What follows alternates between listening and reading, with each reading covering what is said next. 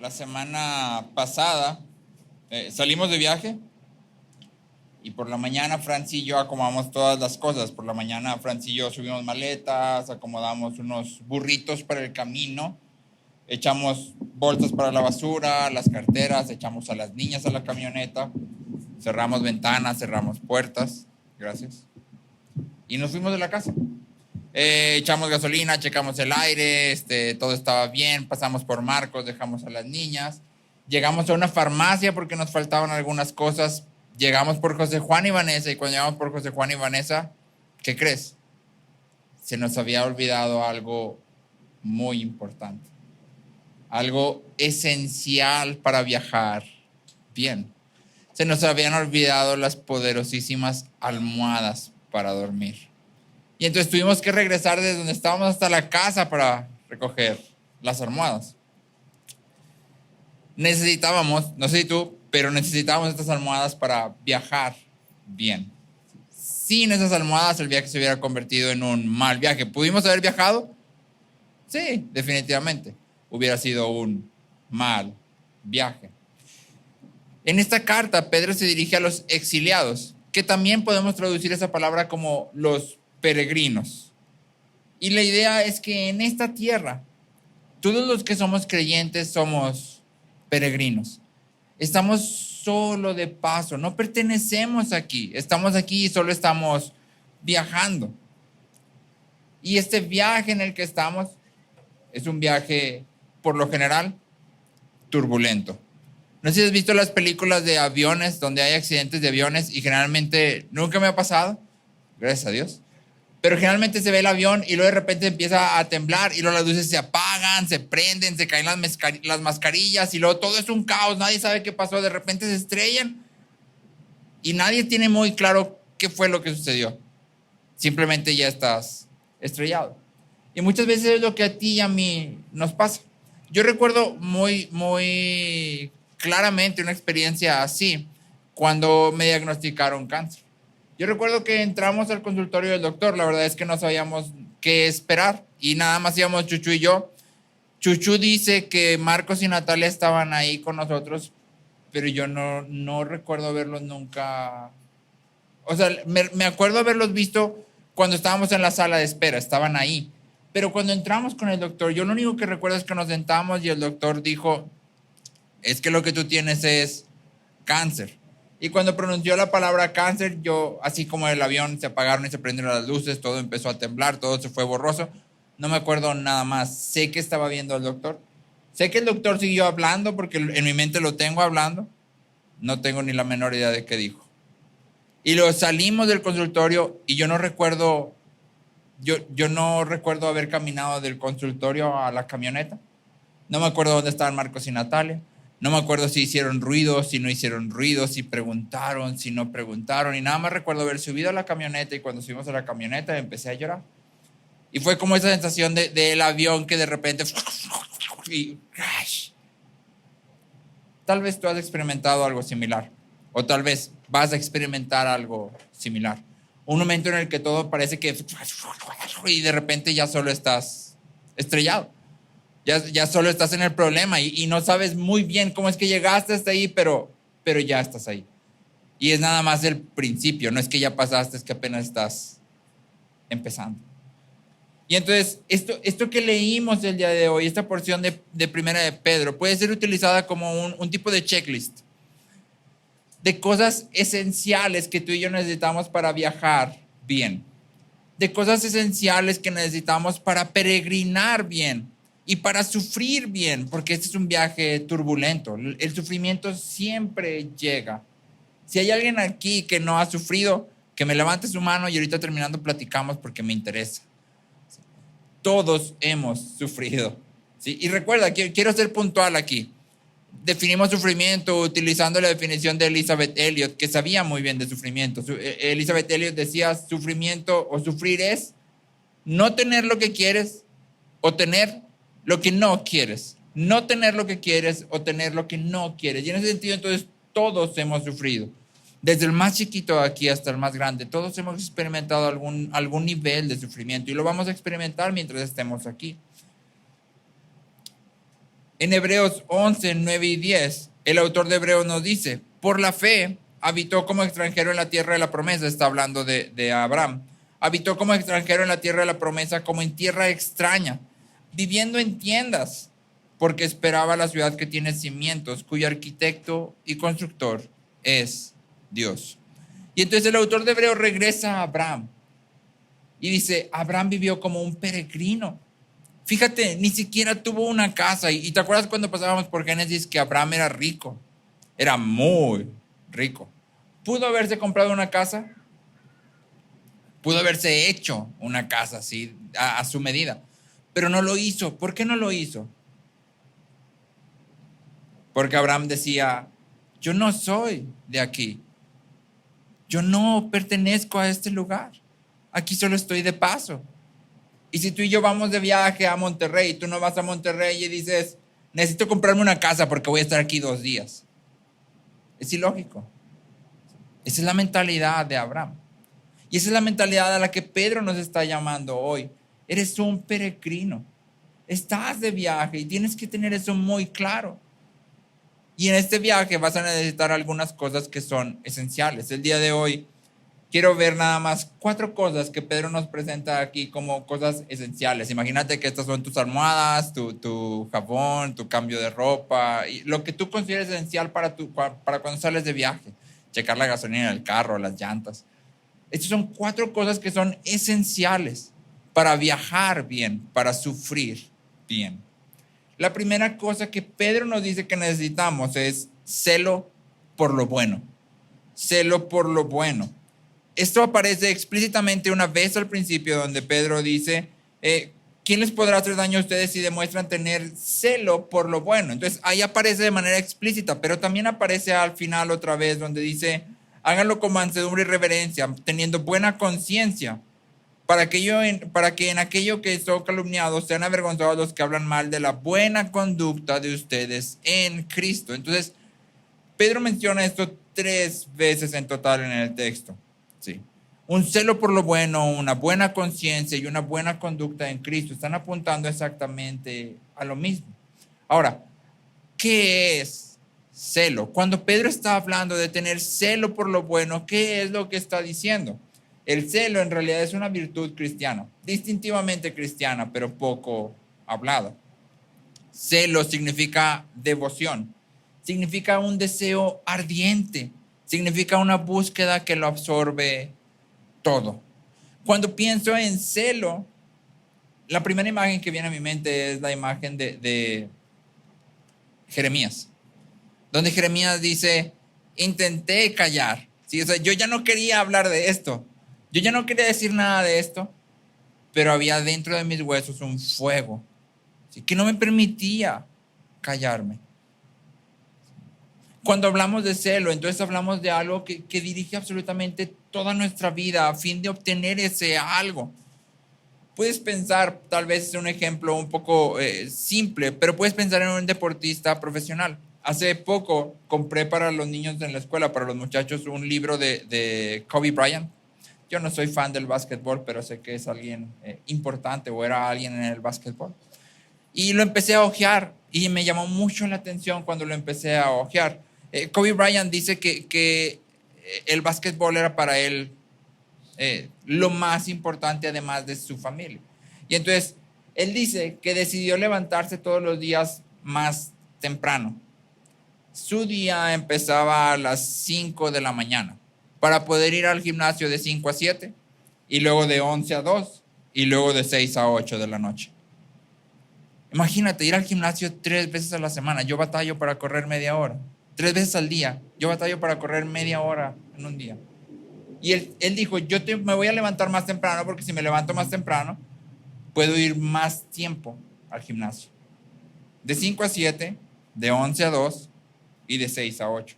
Y él escribe en el libro y dice, siempre fueron entrenamientos deliberados, fruto de mi obsesión por el juego y las responsabilidades que tenía en el mundo real. Y entonces él dice, yo sabía que yo soy esposo y papá, y mis hijas me necesitan. Entonces yo tenía que decidir. Sacrificaba mi entrenamiento, sacrificaba mi tiempo con mis hijas, o sacrificaba mis horas de sueño. Y él decidió sacrificar sus horas de sueño. Me levanto a las 5 de la mañana para poder hacer lo que me toca y estar con mis hijas cuando estén despiertas. Eso es un ejemplo de celo. En este caso, el celo de Kobe Bryant está dirigido hacia el básquetbol y su familia. Pero eso es devoción.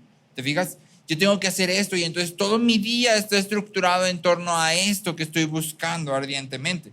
Y entonces la pregunta central para ti, para mí, en este primer esencial de viaje es, ¿eres celoso de buenas obras? ¿Eres celoso de buenas obras? ¿Está tu día estructurado? ¿Está tu semana estructurada? ¿Está tu mes estructurado? ¿Está tu ritmo de vida estructurado de tal forma que tú intencionalmente estás buscando oportunidades para hacer buenas obras? ¿Arde en tu corazón un deseo por vivir con una buena conducta? Piensa en cómo inviertes tu tiempo. Piensa en cómo estructuras tu día. Piensa en la última vez que hiciste lo que tú llamarías una buena obra. ¿Cuándo fue? ¿Y cómo sucedió? Pablo dice en Tito, Él se dio por nosotros para redimirnos de toda iniquidad y purificar para sí un pueblo para suyo, celoso de buenas obras. Tú y yo hemos sido llamados a Cristo y hemos sido redimidos y purificados para hacer para Él un pueblo celoso de buenas obras. Esto no es opcional. Ahora, cabe aclarar que cuando hablamos de buenas obras no me refiero nada más a que vas por la calle en tu carro y de repente alguien te toca la puerta y tú sacas tus monedas y le das y ya hiciste tu buena obra del día. Más bien, cuando el Nuevo Testamento habla de hacer buenas obras, está hablando de sustentar, de edificar, de cuidar, de buscar la justicia. ¿Sí? Está hablando de sustentar. Pregunta, ¿a quién está sustentando intencionalmente? ¿A quién está sustentando? Y aquí estoy hablando en dos sentidos. Estoy hablando en un sentido físico, en el que te estoy preguntando, ¿estás usando tus bienes y tus fuerzas para otros? ¿Estás usando, ya siendo más específico, tu dinero para que otros puedan subsistir? ¿O solo lo usas para ti y para tus necesidades? Y también estoy preguntando en un sentido espiritual. ¿A quién estás sustentando? ¿Con quién estás pasando tiempo intencional? Que tú ves que está flaqueando, o que ves que está fallando, o que ves que necesita ayuda, o que está sufriendo, y tú estás siendo intencional en acercarte a esa persona, a fin de que pueda caminar y crecer. ¿A quién estás sustentando? ¿A quién estás edificando intencionalmente? Tú y yo como creyentes decimos que la palabra debería estar en el centro de todo lo que hacemos. Pregunta, ¿con quién estás leyendo la Biblia? ¿Con quién de la iglesia estás diciendo, voy a leer este libro y vamos a estudiarlo juntos y vamos a platicarlo juntos? Porque yo necesito ser edificado y él necesita ser edificado. ¿A quién estás cuidando? ¿Cuánto de tu tiempo en la semana lo inviertes para llamar a las personas de la congregación? ¿Cuánto del tiempo de tu semana lo inviertes para salir con la gente dentro de la congregación? Gálatas dice, hagamos bien a todos en cuanto tengamos oportunidad, especialmente a los de la familia de la fe. ¿Cómo estás invirtiendo tu vida intencionalmente? Porque celo implica intencionalidad. Celo implica que es algo que yo busco, no me llega de repente, no es aleatorio, no es nada más porque estaba en el lugar correcto a la hora del correcto, no, es que yo lo estoy buscando. Y entonces la pregunta aquí para ti y para mí es, ¿cómo estoy siendo yo celoso de buenas obras para glorificar a Dios? ¿Cómo estoy siendo yo celoso de buenas obras para glorificar a Dios? ¿Cómo es que mi conducta refleja que Cristo es mi Señor? ¿Cómo es que mi manera de vivir refleja que yo he sido redimido para buscar estas buenas obras? No tienes que ser un erudito de la Biblia, no tienes que ser el mejor cristiano del mundo. Simplemente tienes que reconocer que Cristo te ha llamado y te ha salvado. Y eso es suficiente para acercarte a otros y ser celoso de buenas obras.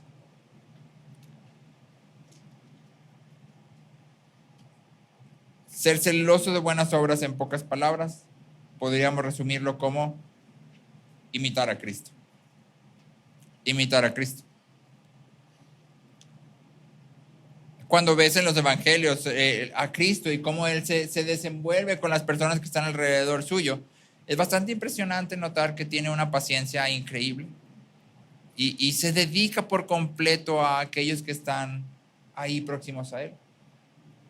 Yo, como maestro, a veces he explicado las fracciones, yo creo como 1000, 8000 veces, y hay niños que les explicas las fracciones y luego se las explicas otra vez, y luego se las explicas otra vez, y luego se las explicas otra vez. ¿Y qué crees?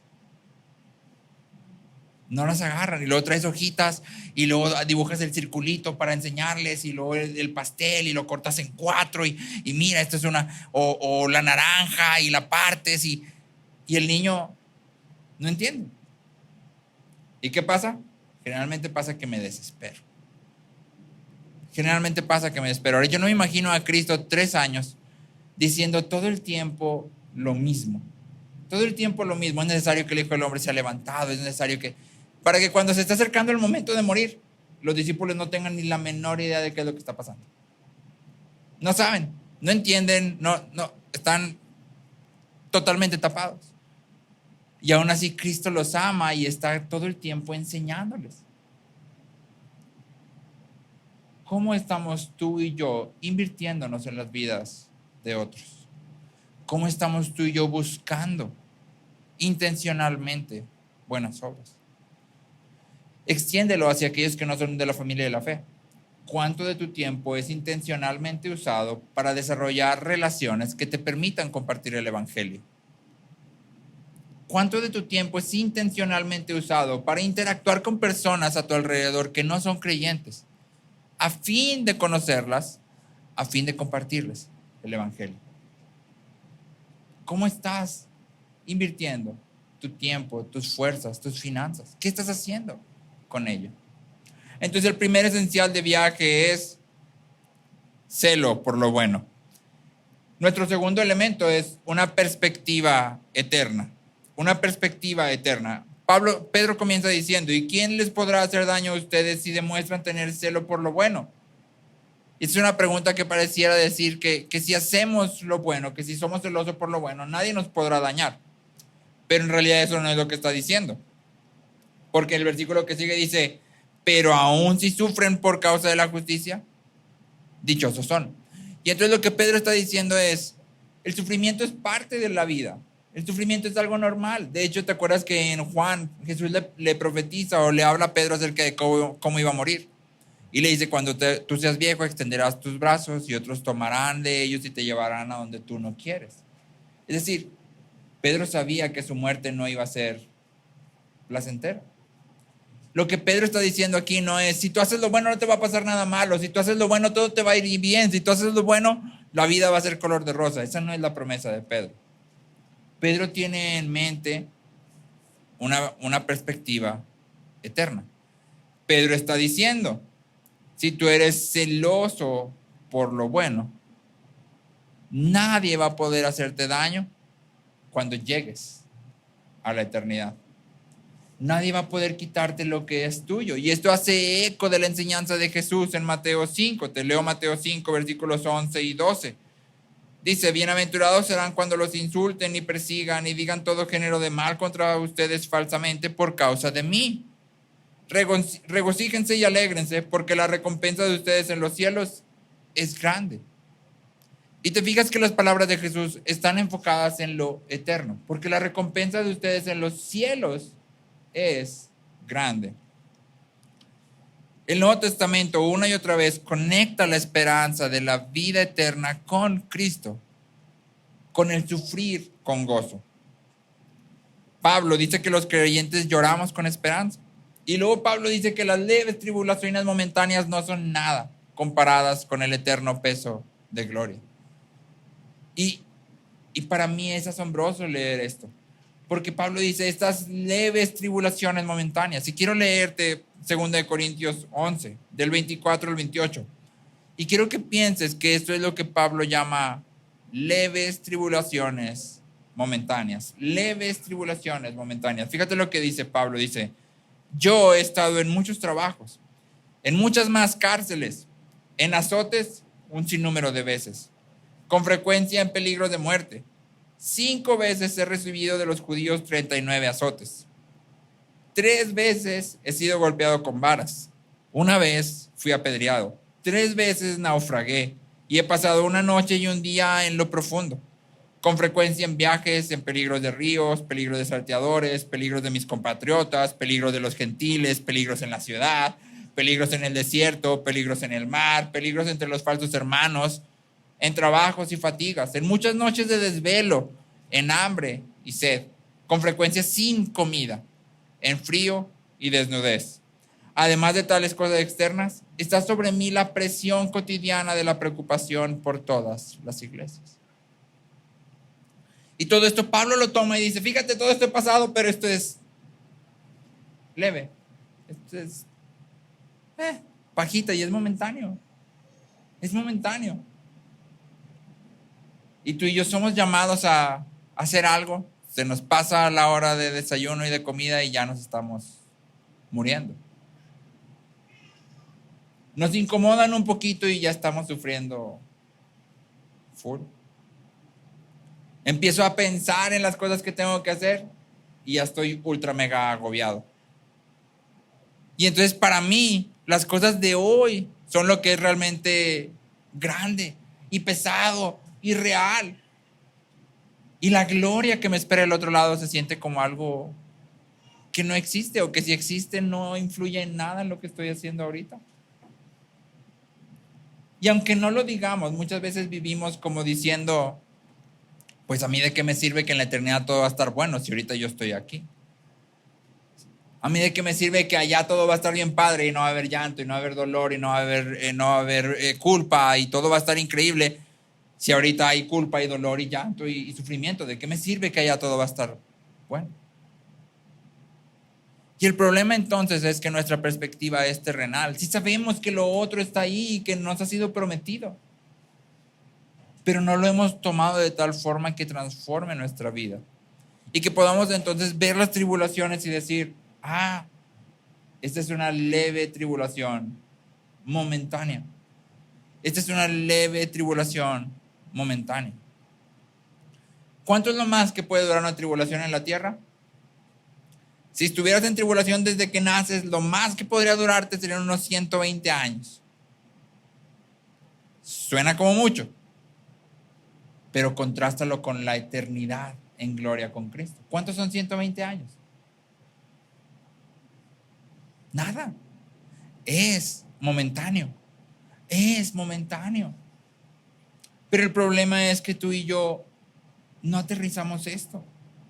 Y esto es una de las partes más esenciales de la vida cristiana. El autor de Hebreos de nuevo dice que tenemos como ancla del alma una esperanza segura y firme.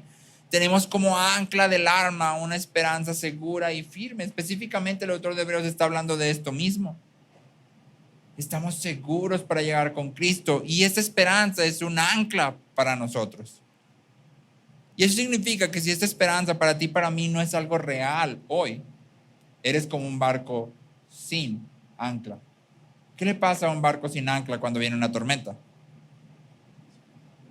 Se mueve, lo voltean, se va a la deriva, queda totalmente deshecho porque no tiene algo que lo sostenga.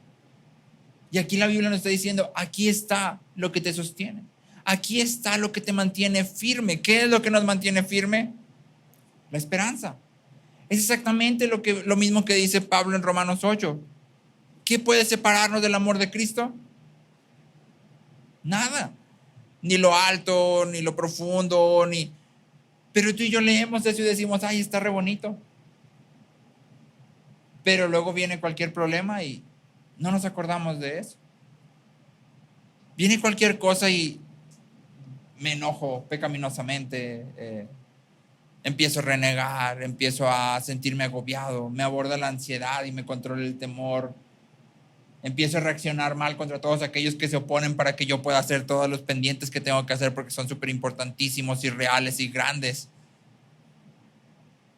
Y me olvido entonces de que esto en realidad solo es momentáneo.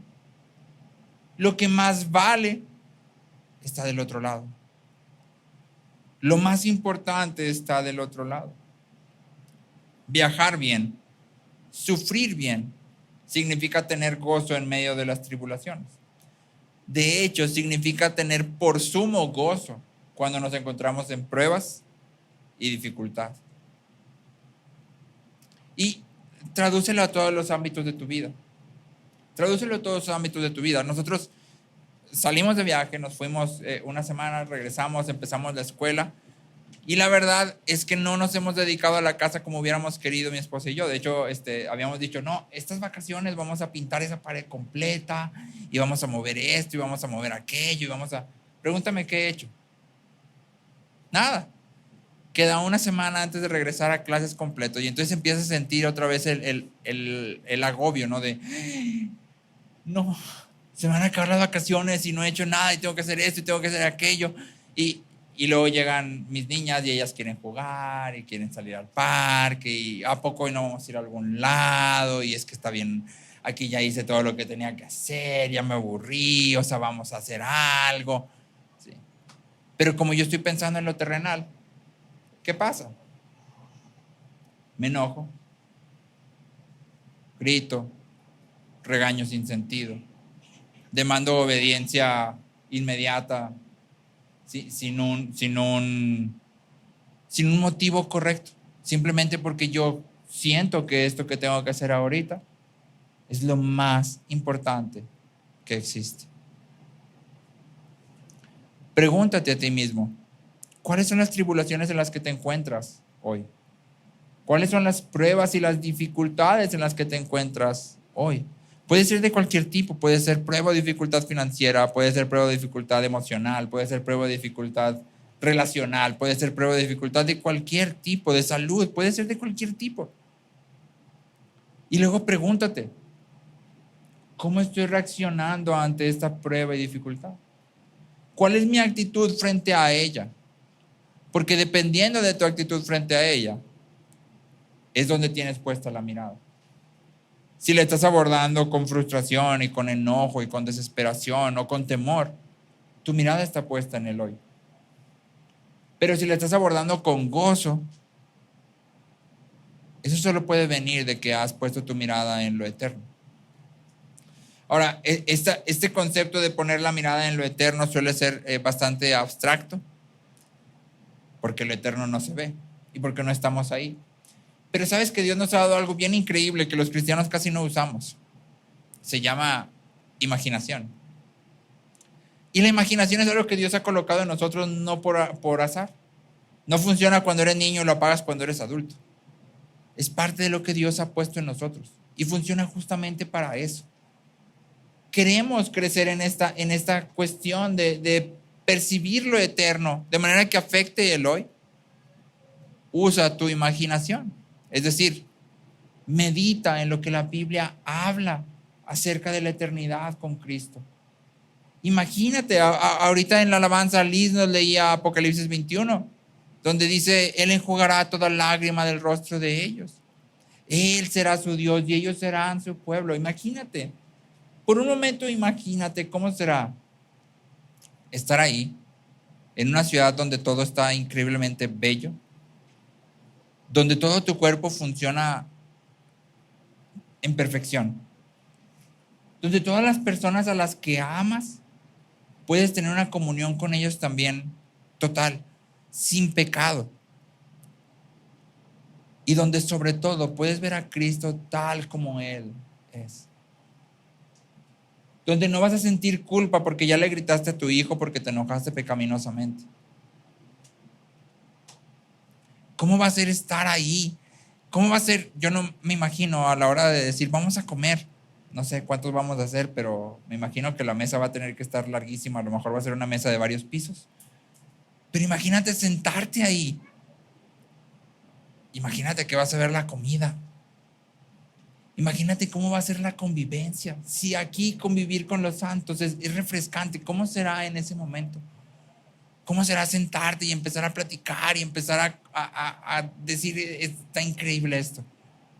es mucho, mucho, mucho mejor de lo que me imaginé. ¿Cómo será estar con Cristo por la eternidad? Y conforme tú y yo hagamos este ejercicio de meditar en la eternidad y de imaginarnos estar ahí, vamos a crecer en esto. Y nuestra ancla se va a ir cada vez haciendo más grande, más pesada, más estable, más firme. Vamos a estar más seguros. Dios nos ha dado la imaginación con un propósito. Usa tu imaginación. Es una parte importante de quienes somos. Pregunta para ti. ¿Cómo está tu ancla? ¿Cómo está tu gozo en el sufrimiento? ¿Cuánto tiempo pasas meditando en cómo será estar con Cristo por la eternidad? Liz comentaba algo que me pareció muy interesante ahorita y ella decía, si en medio del sufrimiento lo que oras es que el sufrimiento se acabe, o sea, que la situación cambie, tenemos un problema. Tenemos un problema. Claro que todos queremos que las situaciones difíciles pasen, pero nuestra primera oración debería de ser, transforma mi corazón. Mi primera oración debería de ser, si puedes, pasa de mí esta copa, pero no se haga mi voluntad, sino la tuya. O sea, a mí no me gustaría pasar por esto, pero si esto es lo que tú tienes, ayúdame a caminar en medio de ello. Ayúdame a glorificarte en medio de ello. Y entonces el segundo esencial es una perspectiva eterna. El tercer elemento que deberíamos de tener con nosotros a fin de viajar bien es el temor. Pedro enfáticamente nos dice que no debemos temer a los hombres, ni lo que nos puedan hacer. Pedro dice, no hay nada que en realidad ellos te puedan hacer. Jesús dice lo mismo, no teman a los que matan el cuerpo. Hay una canción que cantamos frecuentemente en la iglesia y me gusta, pero hay una frase que se me hace totalmente verdadera, pero al mismo tiempo como, está fuerte. Porque la canción dice, si el viaje se acorta, nos lleva al hogar. Y lo que está diciendo es, si de repente, por alguna razón, tú te mueres más pronto que otro, buenas noticias. Agarraste un atajo como en el Mario Kart. Llegaste más rápido a la meta. Te adelantaste. Y es lo mismo que Pedro dice aquí. Si alguien llegara a hacerte algo en tu cuerpo, lo peor que te pudieran hacer aquí es matarte. Y en realidad eso es buenas noticias. Lo peor que te pudieran hacer es matarte y eso no significa nada. Y entonces Pedro dice, no teman a los hombres ni lo que los hombres pueden hacer a ustedes. Pero para entender lo que el temor al hombre es, debemos considerar que temor y deseo son dos caras de la misma moneda. Nuestros temores revelan nuestros deseos. Si temo a los hombres, es porque deseo su aprobación, porque deseo su admiración. Temor y deseo son dos caras de la misma moneda. Y entonces en el temor al hombre se puede manifestar con pensamientos como, ¿qué van a pensar si me pongo tal outfit? ¿Qué van a pensar si voy al Oxxo sin peinarme? ¿Qué va a pensar la gente si me ve en la calle y estoy vestido así, con esta ropa que no está cool y no está a la moda? El temor al hombre se puede manifestar cuando pienso, ¿qué va a pensar fulanito si le comparto el evangelio? ¿Qué va a pensar manganito si se entera que soy cristiano? El temor al hombre se puede manifestar en buscar manipular a las personas para que me quieran, para que me agrade, para que yo les agrade. Se puede manifestar en tratar de moldear quiénes somos y lo que hacemos a fin de gustarle a otros. Y entonces el temor al hombre es más que nada más decir, es que fulanito me puede dañar, porque la realidad es que, gracias a Dios, en este país no somos perseguidos. No somos perseguidos. Sin embargo, el temor al hombre es algo frecuente en nosotros. Es algo que fácilmente se puede poner en nuestros corazones. Y deberíamos estar atentos a ello. La pregunta clave del temor es, ¿quién o qué te controla? ¿Quién o qué te controla? ¿La opinión de los hombres o la palabra de Dios? ¿Quién o qué te controla? Ya que solo hay dos opciones, es importante notar que Pedro nos guía a la forma correcta de combatir el temor al hombre. Pedro dice, santifiquen a Cristo en sus corazones. Santifiquen a Cristo en sus corazones. Y esto significa que tú y yo deberíamos de poner a Cristo en nuestros corazones en primer lugar, por sobre todas las cosas. Lo que Dios ha hablado en su palabra y que es nuestro a través de Cristo, debería moldear nuestra vida. Si Cristo es lo que más amo, entonces el temor de Dios es lo que me controla. Si Cristo es lo que más yo deseo, entonces el temor de Dios es la otra cara de ese deseo. El asombro ante la bondad y la gracia y la majestad es lo que dirige mi vida, de manera que todos los que están a mi alrededor deberían de preguntarse, ¿cómo es que esta persona puede vivir así? ¿Cómo es que esta persona puede sufrir así? ¿Cómo es que puede pasar por el medio de toda esta aflicción y tener gozo? Y entonces cuando la gente empieza a ver eso y empieza a preguntarse, van a empezar a acercarse a ti y van a preguntarte, ¿cómo haces eso? ¿Cómo puedes vivir así? ¿Cómo puedes estar siempre gozoso? ¿Cómo puedes estar siempre en paz? Y entonces tú y yo deberíamos estar listos, como dice Pedro, para responder. Si te fijas, la idea de santificar a Cristo en nuestros corazones y estar listos para responder, estar preparados para responder, están conectadas. Generalmente este texto se toma como una idea de apologética, que es el arte de la defensa de la fe. Y aunque pudiéramos hablar de apologética aquí, en realidad Pedro tiene en mente más que simplemente razones lógicas o más que simplemente persuasión. Pedro está hablando aquí de lo que mueve nuestra vida. Cuando alguien viene y te pregunta, oye, ¿cómo puedes estar en medio de esta situación de enfermedad o de problemas y tener gozo?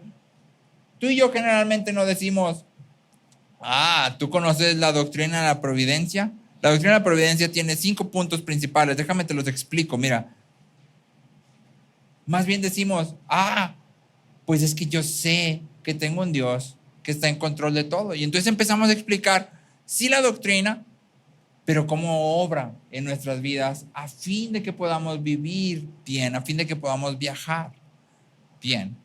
Y entonces la idea de Pedro es más que simplemente lógica. La idea de Pedro es afectos, lo que hay en nuestro corazón y que podemos darle a otros. Igual que los discípulos de Juan, los llamamos y decimos, ven y ve. No solo ven y aprende, ven y ve lo que la palabra hace en la vida de un hombre.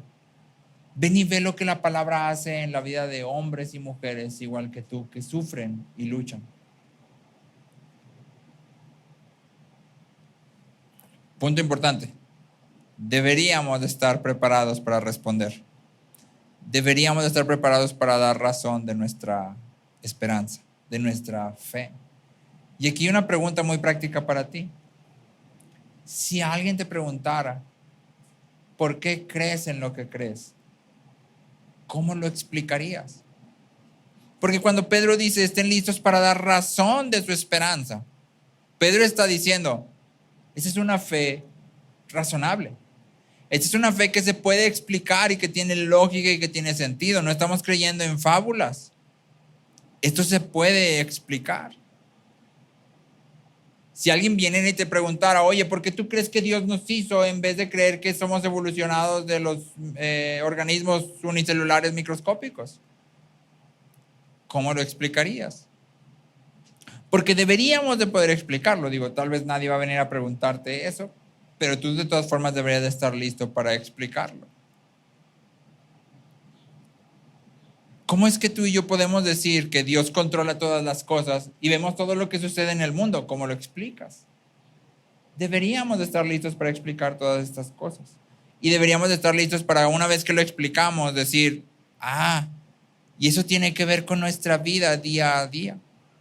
El hecho de que Dios nos ha hecho, que no hemos evolucionado, que no somos el resultado de aleatoriedad en el universo, significa muchas cosas para ti y para mí. Porque de hecho significa muchas cosas. Pero deberíamos de tener la capacidad de hacer ambas, explicar y conectar. Los puritanos decían, Teología que no es práctica, no es teología. Teología que no se puede vivir, no es teología. Sí. Toda la teología tiene que ver con la vida diaria. Y toda la vida diaria tiene que ver con nuestra teología. Sí. Y entonces Pedro nos llama. Deberíamos de estar listos, pero sobre todo deberíamos de estar controlados por el temor de Dios y no por el temor del hombre. Y entonces aquí la pregunta para ti y para mí es, ¿qué te controla? ¿Hay en tu corazón un atisbo de temor del hombre? Yo puedo decir que en el mío sí.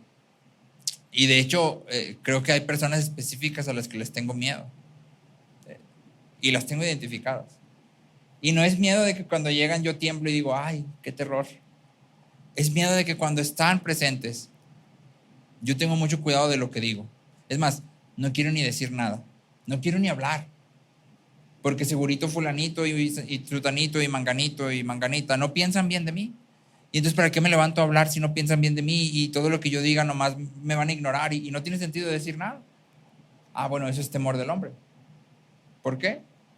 Porque si yo tengo que levantarme a hablar porque Dios así me ha llamado, debería de hacerlo. Pero si el hecho de que ellos estén ahí empieza a controlarme y empiezo a retraerme, eso es temor del hombre.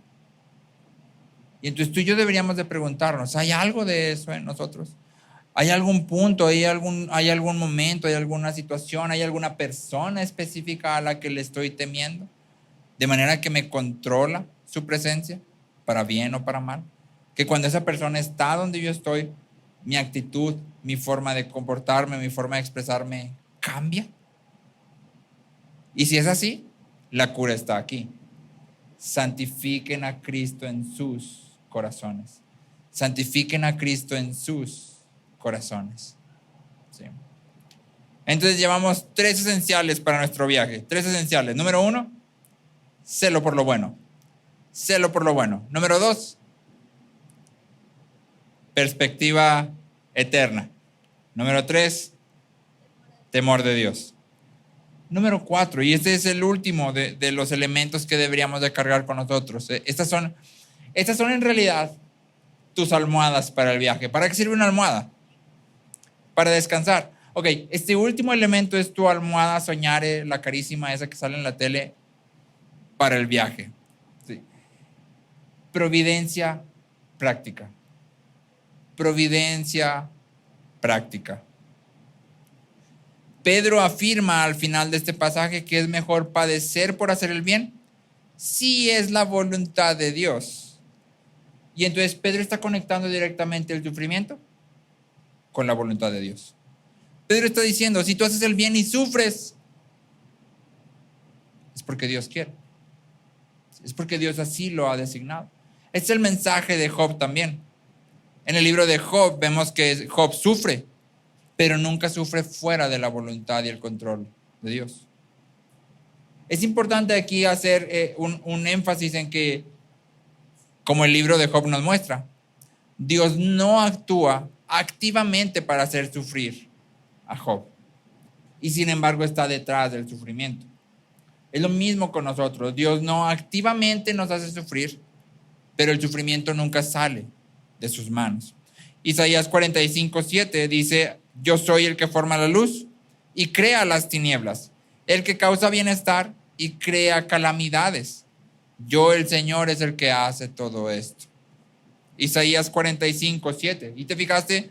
El que causa bienestar y crea calamidades. En Lamentaciones 3:38, el autor dice, ¿no salen de tu boca el bien y el mal? Dios nunca se desconecta del mal como diciendo, no, es que yo no creía que eso pasara, perdón. No, Dios dice, todo está bajo mi control, todo está bajo mi gobierno. Aún las cosas malas que suceden están siendo orquestadas para un bien mayor. Heidelberg resume esta doctrina así, en 2 preguntas. La primera pregunta es, ¿qué es la providencia de Dios?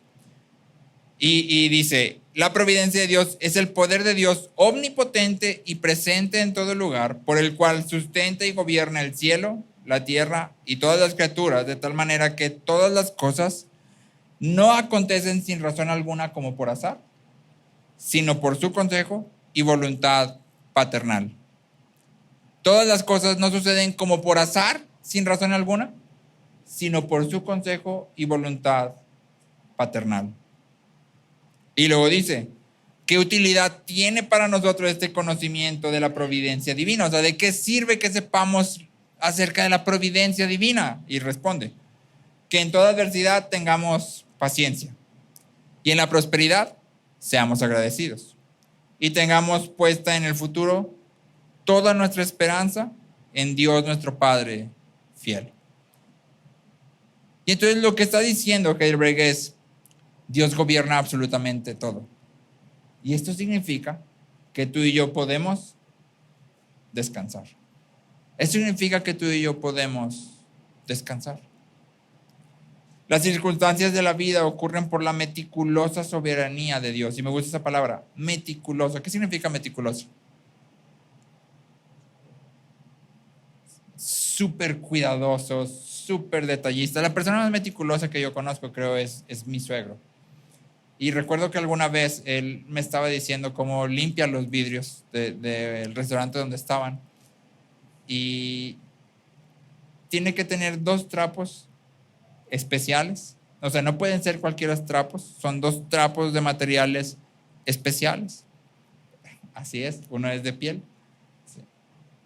Tiene que hacerse de un sentido a otro específico. Tiene que hacerse primero uno y luego el otro y luego un espacio uno y luego el otro como Karate Kid, así es. ¿Sí? Y tienes que irlo haciendo con agua limpia y tienes que ir. Si tú me preguntas a mí cómo limpio yo los vidrios, amor, ¿qué trapo puedo agarrar de la cocina para limpiar? Pero mi suegro es meticuloso. Todo tiene que estar. El trapo, la forma, la técnica, el tiempo, todo tiene que estar con cuidado. Y es exactamente lo mismo con Dios. Todas las circunstancias de la vida ocurren por la meticulosa soberanía de Dios, en quien se puede confiar. Se puede confiar en Él. Y Dios es meticuloso. Dios tiene cuidado de todas las cosas. Y esta es una doctrina que generalmente afirmamos, espero yo, pero que muchas veces no practicamos. Y por eso te puse aquí providencia práctica. No es nada más saber que Dios gobierna todo, es practicar a la luz de ello. Si cuando llegan los problemas, tú y yo casi nunca pensamos, wow, Dios sí es tan bueno conmigo, es tan meticuloso que me está mandando este problema específicamente ajustado para que yo pueda ser santificado. Nadie piensa eso. Sí. Llega el problema y si nos acordamos de Dios en el mejor de los casos es, ¿por qué a mí, Dios? ¿Sí? Nos olvidamos de que Dios obra todas las cosas para su propia gloria y para nuestro bien. Todas las cosas. Todas. Y entonces, si Dios obra todas las cosas para su gloria y nuestro bien, significa que todo lo que venga a nuestra vida, tú y yo lo podemos vivir con gozo. Todo lo podemos vivir con gozo porque todo viene de su mano y Él es nuestro Padre. Providencia práctica significa que descansamos en Dios en todas nuestras circunstancias. Significa que descansamos en Dios en todas nuestras circunstancias. En todas. En todas. Si somos diligentes, si somos fieles, hacemos lo que nos toca, pero trabajamos con paz. Y aquí me gusta mucho la historia de Elizabeth Elliot. Elizabeth Elliot, cuando pierde a su primer esposo, que muere a manos de una tribu a la que le está predicando, su reacción es bastante inesperada. Porque Elizabeth Elliot regresa a casa y entonces ella dice, pues, voy a hacer lo que tengo que hacer. ¿Y sabes qué empieza a hacer? Empieza a limpiar su casa. Porque acaba de llegar de viaje y la casa estaba sucia y parte de las responsabilidades que ella tenía era limpiar la casa. y está sufriendo y está dolida, pero dice, si esto es lo que Dios me ha dado, en medio de ello, yo voy a hacer lo que tengo que hacer. Voy a hacer lo que me toca. ¿Sí? Y entonces ella sigue viviendo. Sí, se duele, obviamente. Pero su dolor no es para decir, voy a tirar mis responsabilidades allá y no puedo hacer. No es. Si Dios está en control de todo, significa que yo puedo seguir viviendo, sabiendo que Él es bueno. Él es bueno. Y entonces piensa en las situaciones que te rodean. Piensa en las tribulaciones que tienes en este momento. Piensa en tu viaje ahorita. No sé si ahorita en tu viaje estás por tierra caliente o andas en Londres o no sé dónde estarás en tu viaje. Pero en medio de tu viaje, piensa, ¿estoy viviendo una providencia práctica? Estoy convencido de lo que estoy viviendo, de que lo que estoy viviendo en este momento ha sido meticulosamente orquestado por Dios para su gloria y mi bien. De manera que entonces puedo vivirlo con gozo. Estoy convencido de que lo que me está tocando hacer en este momento, en esta etapa de mi vida, todo, desde la edad que tienen tus niños, las dificultades con ellos, desde tu relación con tu esposa en este momento, con tu esposo, todo, absolutamente todo, Dios está teniendo cuidado y tú eres llamado a vivir en fidelidad. Es decir, si estás teniendo problemas con tus niños, sé fiel. Sí. Críalos en la instrucción del Señor. Esa es la fidelidad que Dios nos llama. Si estás teniendo situaciones relacionales con tu cónyuge, sé fiel. Maridos, amen a vuestras esposas como Cristo amó a la iglesia. Mujeres, sométanse a sus maridos. Sé fiel y confía que en todo Dios está teniendo cuidado. Dios te conoce perfectamente, mejor de lo que te conoces tú a ti mismo. Y en todo Él está orquestando cada situación. La casa está tirada. No te preocupes. A Dios no se le ha pasado nada. Habrá tiempo de limpiar la casa. La buena noticia de las casas tiradas es que no se recogen solas. Nadie te va a robar esa actividad. Te va a estar esperando. Y entonces lo puedes hacer con gozo. Puedes vivir con gozo en medio de todas las aflicciones. El mensaje central del pasaje es claro. Cristo es nuestro Señor. Vivamos como tal mientras peregrinamos. Cristo es nuestro Señor. Vivamos como tal mientras peregrinamos. Si Cristo es nuestro Señor, entonces yo voy a tener celo por lo bueno porque para eso he sido redimido. Si Cristo es mi Señor, entonces mi mirada va a estar puesta en lo eterno, en que voy a llegar a habitar con Él por siempre. Si Cristo es mi Señor, yo le voy a temer a Él y solo a Él, porque Él es el único que tiene una opinión que vale sobre mi vida. Si Cristo es mi Señor, voy a confiar en su providencia. El Salmo 126, 5 y 6 dice: los que siembran con lágrimas segarán con gritos de júbilo. El que con lágrimas anda llevando la semilla de la siembra, en verdad volverá con gritos de alegría trayendo sus gavillas. Y entonces nota esta idea que está aquí.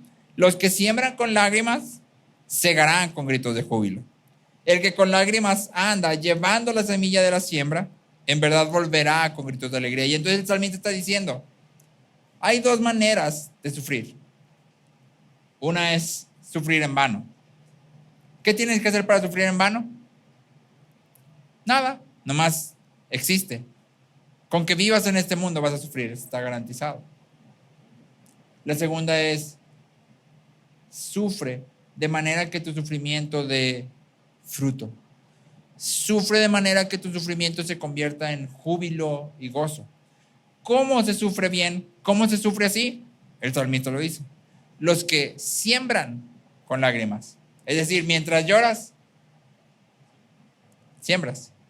Mientras lloras, chambeas. Y luego dice, el que con lágrimas anda llevando la semilla de la siembra. Estás llorando y estás caminando. Y mientras vas caminando, vas sembrando. Y a futuro, eso se convertirá en gozo y júbilo. Y entonces el salmista nos está diciendo exactamente lo mismo que Pedro. Haz lo que Dios te ha llamado a hacer. Sé celoso de buenas obras.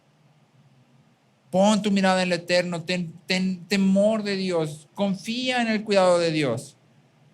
Mientras lloras, haz todo esto.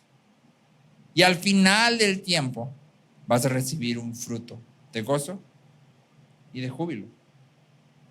Claro que aquí hay una nota importante y es, esto solo funciona si Dios es tu Padre.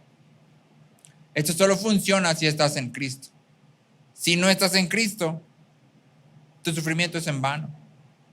Y de hecho lo que te espera del otro lado es más sufrimiento. Pero si estás en Cristo, tu sufrimiento va a dar fruto de gozo. Y lo que te espera al otro lado es más gozo, felicidad eterna, paz. Y entonces el primer llamado de Pedro es, ven a Cristo. Ven a Cristo. ¿Quieres viajar bien en medio del mundo? ¿Quieres sufrir bien en medio de este mundo? Ven a Cristo. Y ven a Cristo diariamente. No estoy hablando solo a aquellos que no son conversos. Estoy hablando a todos los que estamos aquí sentados. Me estoy hablando a mí mismo. Vengamos a Cristo diariamente. Descansemos en Él. Encontremos refugio en Él. La pregunta central para cada uno de nosotros entonces es, ¿cómo estás viajando hoy? ¿Llevas tus esenciales contigo? ¿Cómo estás sufriendo hoy? ¿Cómo quieres sufrir? ¿Quieres sufrir con esperanza o quieres sufrir sin sentido? En vano. ¿Cómo quieres pasar tu viaje? Carga tus esenciales. Ven a Cristo.